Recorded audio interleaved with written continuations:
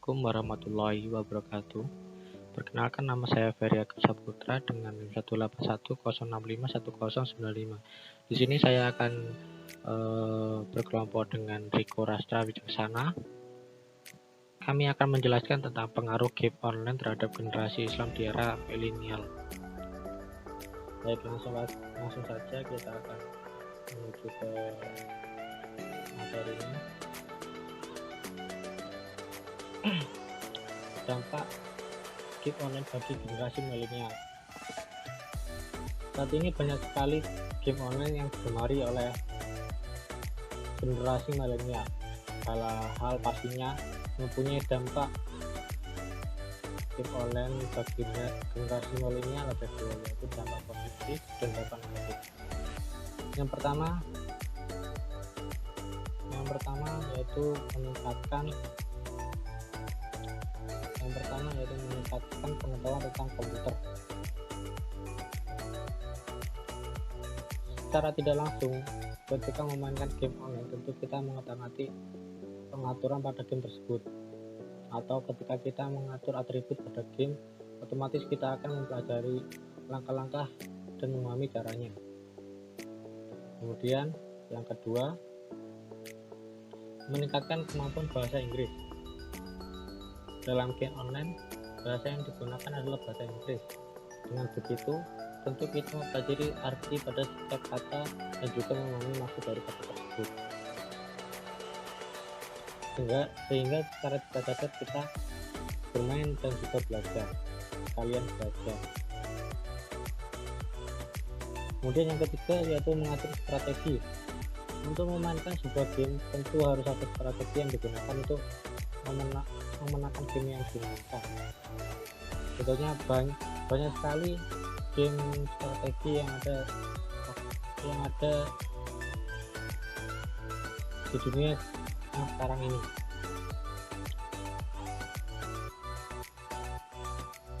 Kemudian dampak negatif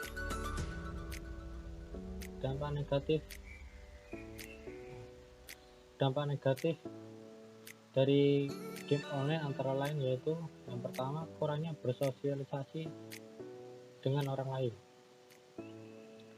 Ketika bermain game pasti membutuhkan waktu yang cukup lama, dan tidak jarang kita temui bahwa memainkannya membutuhkan tempat untuk menyendiri. Itulah hal yang menyebabkan kurang bersosialisasi dengan orang lain. Kemudian yang kedua yaitu sulit untuk berekspresi dan berinteraksi. Seorang gamer sering menghabiskan waktu sendiri, dan itulah yang menyebabkan sulit untuk berekspresi dan berinteraksi dengan orang lain. Mereka seringkali menyendiri, tidak mau diganggu saat bermain game. Yang ketiga tidak mengatur waktu dengan baik. Saat sedang asik bermain game, terkadang para gamer lupa batasan waktu, entah itu waktu untuk makan, untuk beribadah, dan untuk hal yang lain.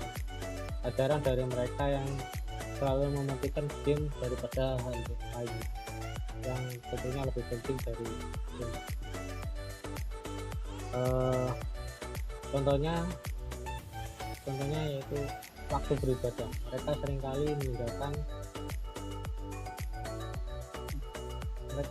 meninggalkan ibadah mereka, sholat.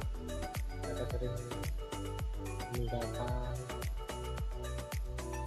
karena mereka terlalu asik untuk bermain game. Kemudian yang keempat yaitu menjaga kesehatan. Tanpa disadari, banyak dari mereka yang kecanduan game tanpa memperhatikan kesehatan mereka sendiri. Mereka terkadang sampai lupa makan, bahkan masalah kesehatan yang lain pun dapat menyerang para pecandu game tersebut. Penyakit yang sering dialami para pecandu game adalah seperti sakit mah akut karena mereka terlalu aktif bermain game hingga lupa untuk makan. Kemudian obesitas, mereka karena para pemain game sendiri jarang bergerak karena keasikan untuk bermain game. Mereka juga jarang untuk berolahraga. Kemudian kesehatan mata yang semakin menurun. dan masih banyak lagi masalah-masalah kesehatan yang dialami para pemudik game online dan kerusakan generasi milenial.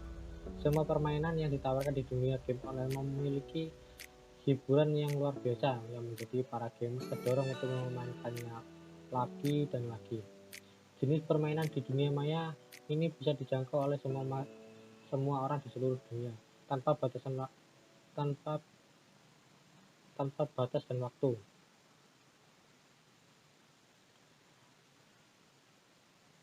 Tidak hanya memberikan hiburan, game online pun memberikan keuntungan yang dahsyat bagi produsen game online karena banyak item dan karakter yang dijual kepada para gamers. Yang saat ini jumlah penggunanya semakin meningkat, seperti dilansir dari Tech ID, jumlah gamers di Indonesia dan diperkirakan akan semakin meningkat secara signifikan. Studi terkait game di Indonesia dan menyatakan jumlah gamers di negara ini mencapai 60 juta dan hal tersebut diperkirakan akan meningkat menjadi 100 juta dalam tahun 2020.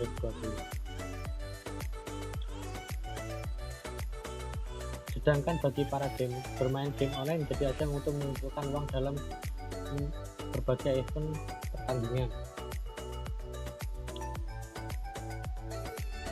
Namun, di balik sedarnya game online timbul berbagai dampak negatif, tidak hanya bagi kesehatan namun juga menimbulkan banyak tindakan kriminalitas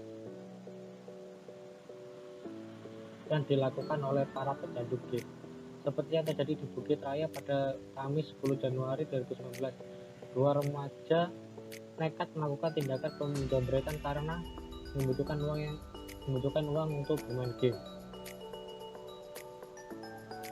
Tak hanya itu, pada Sabtu 16 Februari 2019, 3 orang pelajar ditangkap polisi karena membobol SMK untuk mengambil uang dan digunakan untuk bermain game di warnet. Selain itu, fakta memberikan kecanduan bermain game online juga mampu membuat anak-anak malas untuk belajar dan memenuhi pelajaran di sekolah.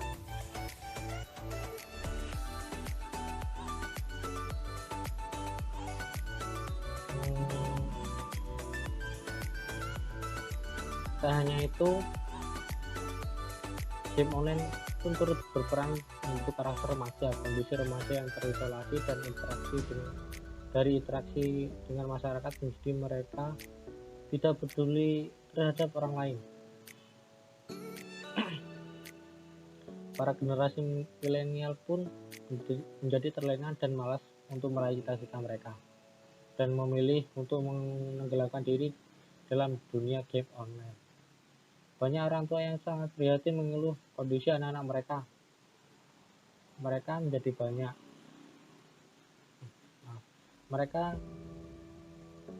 menjadi anak-anak yang sulit untuk diatur dan menjadi kasar pada orang tua mereka. Memang sungguh miris mengingat remaja adalah generasi penerus suatu bangsa.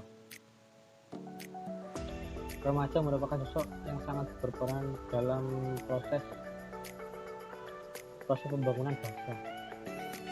Banyak harapan yang diletakkan di pundak remaja, namun kini mereka, para pecandu game, ditenggelamkan dalam dunia maya yang melelahkan.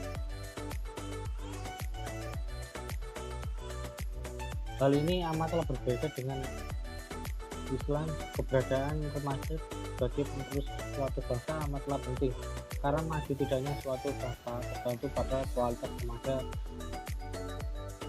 pada hari ini. Karenanya, Islam memandang semua pihak bertanggung jawab dalam pembentukan generasi muda, baik orang tua sebagai wadah pertama waktu mereka di rumah, tempat remaja tumbuh dan hidup bersama anggota masyarakat yang lainnya, dan negara pun bertanggung jawab melahirkan generasi Islam sebagai penerus bangsa. Hanya saja media massa perlu diawasi keberadaannya, karena baik buruknya pengaruh media massa terhadap masyarakat tergantung pada baik buruknya sistem yang mendirikan.